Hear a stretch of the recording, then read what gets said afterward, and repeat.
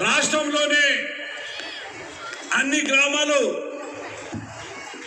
మొక్కలు నాటే కార్యక్రమం చేయండి అంటే ఆ కార్యక్రమం దాదాపుగా రాష్ట్రంలోనే 1 కోటి మొక్కలు నాటే కార్యక్రమం ఈ రాష్ట్రంలో తీసుకున్నారంటే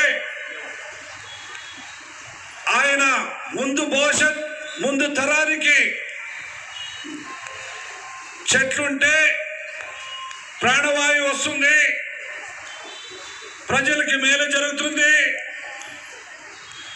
ఆ చెట్లు నాటడం వల్ల వర్షాలు బాగుపడతామనే మంచి ఉద్దేశంతో ఈరోజు పవన్ అన్న ఈ కార్యక్రమం చేయించడం ఎంతో సంతోషంగా ఉందని చెప్పి ఈ సందర్భంగా నేను మనవి చేసుకుంటున్నా.